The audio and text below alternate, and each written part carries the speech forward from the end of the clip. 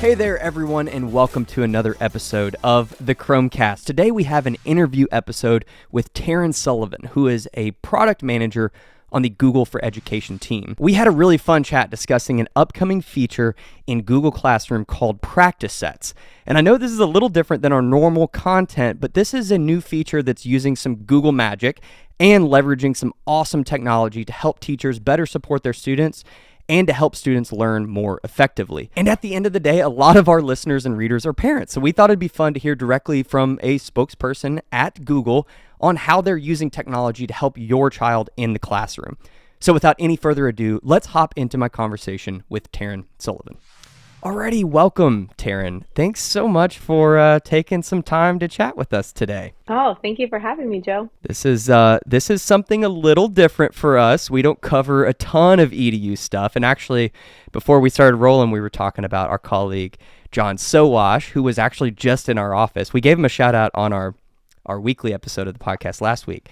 Great colleague, and he's got some great perspective on all of this stuff, and you all said you all were having some conversations. But this is something that that we don't cover a ton, but it's something we're interested in because at the end of the day, we're interested in, for one, just Google services, cool Google services, and that sort of stuff, but also cloud computing and how cloud computing can help people. And so you all have something that is getting announced today called Practice Sets. So we were talking a little bit before too. Like I'm sitting here reading through this blog post, and I'm interested in this stuff. This is very cool stuff. So it talks a lot about just like interactive assignments and auto grading and all kinds of cool stuff. But just give us kind of an overview. What is Practice Sets and how is it going to be used?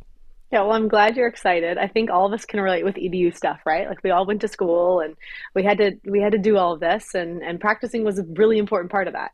I was just actually telling another set of folks that, I was talking to a teacher and I said the term practice makes perfect. He was like, actually, practice makes permanent. And so when you think about the idea that the more you practice, the more permanent it gets, it means that practice is really vital for everyone whenever you're trying to learn something. And so as we're launching this new feature in Google Classroom called Practice Sets, the beta is being released this year. And the main goal is to enable teachers to use their own existing content or create new content from scratch to be able to create more engaging and interactive assignments. And so what that means from the teacher side is they have this content they know and love and use today, but we've heard from teachers that it's really hard to take that and be able to edit it and remix it and make it work for that class that year. Right? So even if they've taught for 25 years, every class is different. Maybe you didn't quite get to that point in the lesson that you meant to or that you hoped you would. And so now the practice needs to change. And so you need to cut out a few questions, or you need to change the wording in something and be able to edit that really easily. And so as they bring that content in or just write from scratch new content, this adaptive learning technology that we have is able to understand what that content is and match it to a learning skill. And so when we have it attached to a learning skill, we now have a host of hints and resources and ways to support the student in the moment when they're working through that problem. And that just closes that feedback loop, right? So they don't all of a sudden start practicing something that's wrong and become permanent around that. And so the teacher side also then is enhanced with them being able to add the correct answer. And so you mentioned the auto grading. So they can put in the correct answer, they can put in multiple correct answers.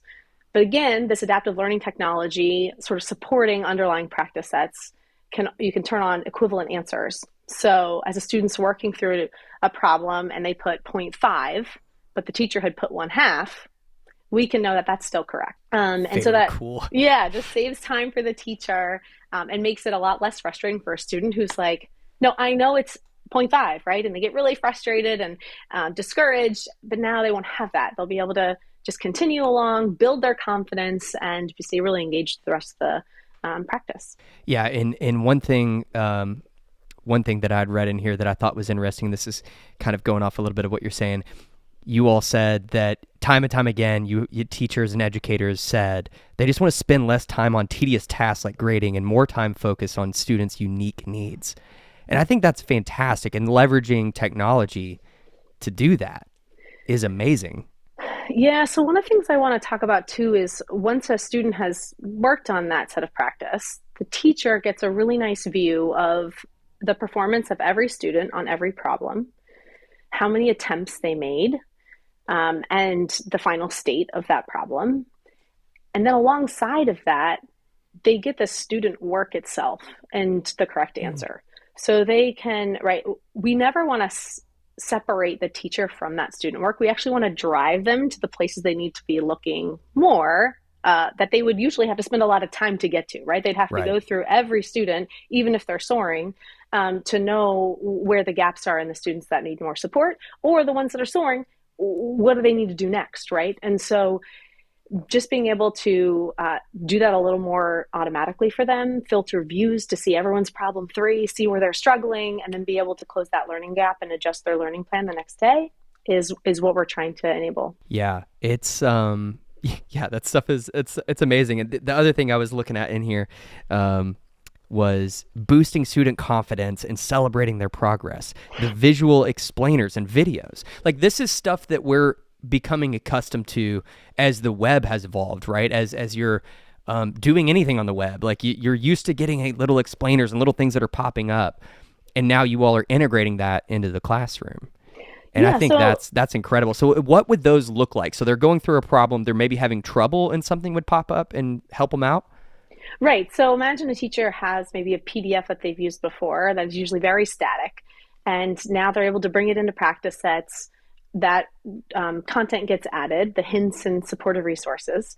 So then as the student's working through it, they can check every answer as they're going through it. And if they get it incorrect, something very relevant will pop up. So maybe they missed a step as they were reducing the fraction or whatever it was. An actual explainer card will come up, show them that strategy, and they can work off of that example. Maybe a video pops up with a portion of that video that is an example worked out that they then can, right? It's something that the teacher would provide and have to spend time finding. And they do right now. Teachers spend an enormous amount of time, they've told us, finding really specific feedback for students. And so now this is just built in to make it easier for the teachers and give the students what they need right when they need it. And I'm sure just consolidating some of their time that they're having to spend on that sort of feedback, that unique feedback, like you were saying, leveraging technology to do that, why not do that? I love it. Yeah, I love it. That's fantastic. And it's really just scaling them, right? We know that they are at the helm at all times. They'll be able to see the student view. So they'll be able to see if that is actually not the way they taught it and want it to show, they can turn it off. It's just it's just trying to assist them, right? Allow them to make this content more personal. But the teachers are always at the helm, and that's really important. And something that it's sort of a first principle with the way we design this. Yeah. So you've kind of already done this, but just to try to make it as like crystal clear for people that are listening to this podcast that aren't educators, that aren't in this world even, but guess what? They might have a kid that's in school that might start seeing some of this stuff. So work through a scenario with me, like from the student side of things. Like you've kind of went through some of the benefits and the ways that they're going to be able to get this interactive content, but how exactly is this stuff going to show up, right? How are they going to start using this? How might parents see this as they're, maybe working through something with their child? Right. So students right now get assignments made through Google Classroom. And so they get a little alert pop up or an email that comes through that says, hey, you have a new assignment. And so they'll open up that assignment right in Google Classroom. So there's no separate tab, no additional sign in, like all of those other technology things that get in the way, which will be nice. So it just seamlessly opens up in Classroom. They're able to see the questions. They can work through either typing on just their keyboard. There's a math keyboard available for any symbolic expressions they need to type in. There's also ink available. So if they have a stylus, they can use a stylus or just touch ink to sort of draw out their answer. Sometimes maybe they may need to make a graph and kind of plot answers to determine what the X and Y is, right, for the answer. And then they're able to check that answer. Right away, it tells them if it's correct or incorrect. And then they have a resource tray available at any time. So let's say they get stuck even Okay. before they begin and they don't want to check that answer because they're not confident in it. They can open up that resource tray. It has relevant videos and cards and different things that they can go through and kind of be able to get them unstuck even at the beginning. Yeah, and as they get things right, the fun thing is there's a lot of encouragement and confetti, and I joke about the flossing man who does this great little dance. So, which I've been delighted to see is what is like a huge driver for students. I watch my own little ones just absolutely love seeing the thumbs up and all the big things that come out just to celebrate the wins, right? Again, what's the fun of practicing if when you, right, like my favorite thing in basketball is when I actually get it in the hoop. So Yeah. you got to celebrate when that happens, and I think we have fun building that in too. Well, and it's funny. That's really interesting that you all have done that, because think of how many all of the apps, the games that these kids are playing that are that, instant gratification. It's Oh my all the goodness. pop, the explosions and everything, right? It's all very animated, and so now you're bringing that into the classroom, but in a useful way, right? It's not just some bloat or trying to make learning fun. It's like, hey, you're Yeah. doing it in a way that actually is giving feedback. Yeah, and I think the key is, right, what's so different than anything else I've really seen out there is we're enabling the teachers content. So we're not Mm, saying, hey, here's a set of great content and this game to play that then the students have, like the teachers have to figure out and learn themselves, right? Because it takes time and effort to mm, really deeply mm-hmm. know and make sure it matches what you were teaching. They already have a lot of that. So how do you enable to them to use that, but allow that magic to still be there? That would be I closer love it. to that sort of engaging thing they have outside of school sometimes. Yeah, this is very different than my time spent in school. I Yeah, mine remember too. I remember towards the end of college, we were really starting to leverage Blackboard at the time, and Mm. I was like, man, this is some clunky software, and, and now you all are doing such cool stuff with Google Classroom and everything. So let's talk a little bit about like the use case here. Is this K through 12? Is this more targeted at some of the younger kids? Like, where is this going to roll out as far as grade level and that sort of stuff? Yeah, so our key focus is ages 8 through 18. So that's about grades 3 through 12. I mean, I use it with my preschooler, and he loves Hmm. doing math on there and writing and things too. But I think that's our core focus, especially when we think Okay. about just the reading levels and being able to see the hints and get that support. And then we have very deep math support. I mentioned the math keyboard for symbolic expressions for math and science. You can actually like write with a stylus the answer and equation, and that can be auto graded. So we have very deep math support, and a lot of great that supportive content as well for math and science. And then it's a little lighter in some of the other core subjects, but we have been piloting it with all core subjects, and we really want to enable it for everyone. That's fantastic. That's really awesome. Are you all? What's the rollout? You said you're in beta now. So we're announcing the beta. It releases later this year.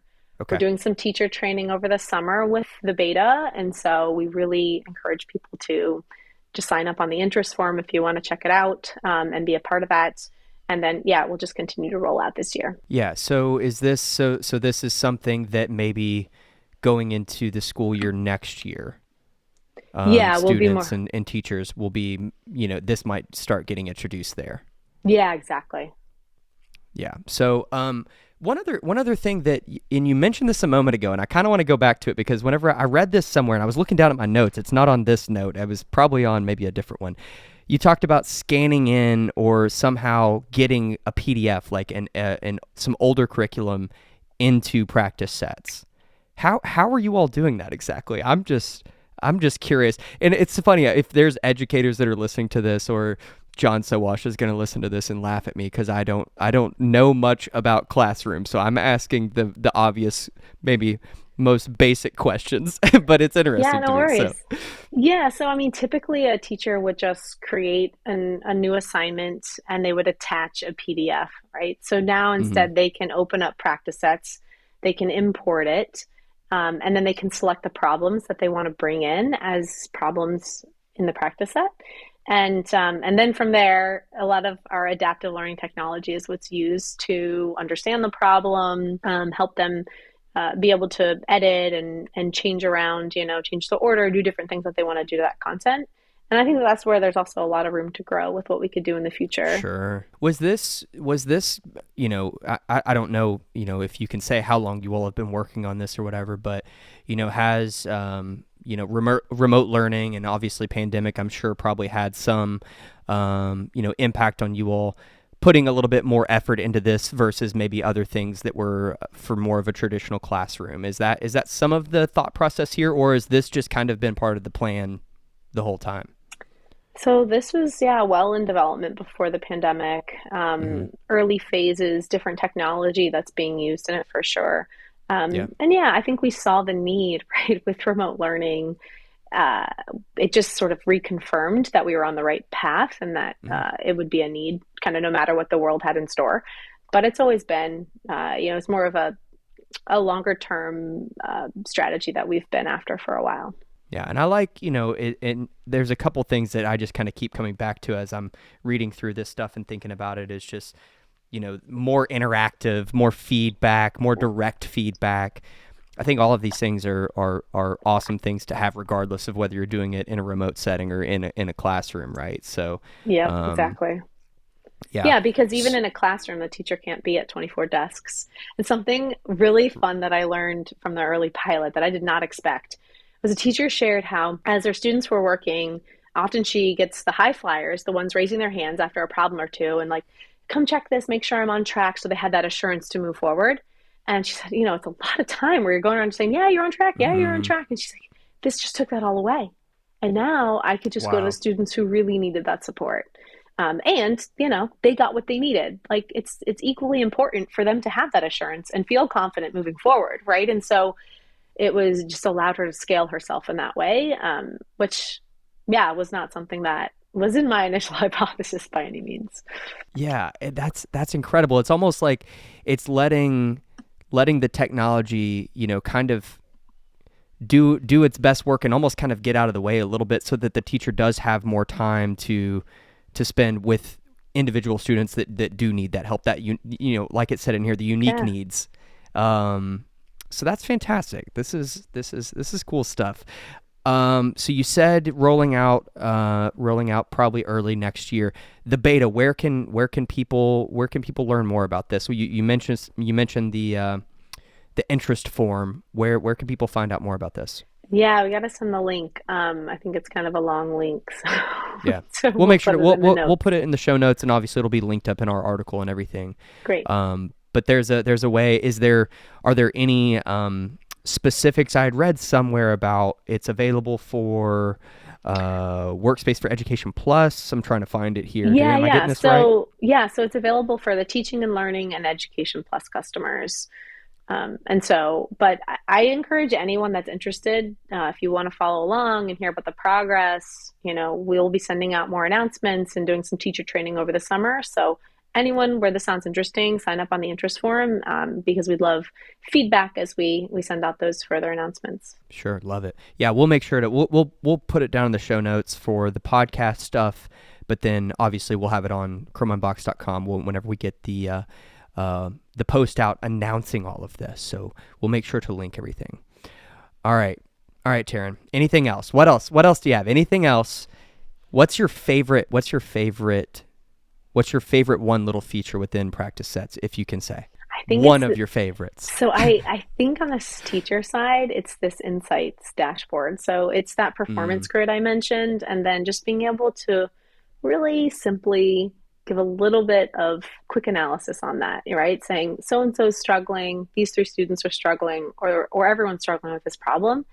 It's simple, but it's really powerful because it drives teachers to look at the work that is in the most need quickly, and they can even do it like it's not real time, but it's pretty close to it, so they can kind of see it as students are working too and be able to go catch them in that moment and go help them. And so I just love what it can do for, again, closing the feedback loop and empowering the mm. teacher to do that with more appropriate like data and insight into the student thinking. Love it. Excellent. Well, thanks so much, Taryn. I really do appreciate you taking the time to chat with us. Like I said, this isn't our main thing that we're talking about every day, but we have a lot of folks out there that love Chrome OS, that love Google services, and their kids are probably using Google Classroom in their schools. And I think this is something that a lot of people might find interesting. So I really do appreciate you taking the time to chat. Thank you so much. Big shout out to the whole Practice Sets team who's worked so hard, and all the amazing teachers that have piloted this over the last few years. It's really due to their feedback that this, is launching this year. Love it. Alrighty. Well, folks, thanks so much for tuning in and listening in on this conversation as I learned some things. This really is. I mean, I don't know a ton about this stuff, but I think it's very interesting, and I hope that you all have enjoyed the conversation. So that's it for this one. We'll catch you all in the next one. See you. Thanks so much for watching this episode of the Chromecast. If you like this video, head down there, give us a thumbs up, click the subscribe button, and make sure to ring the notification bell right next to that if you'd like to be alerted when we make future videos just like this one. We appreciate you all watching, and we'll catch you in the next one. See you.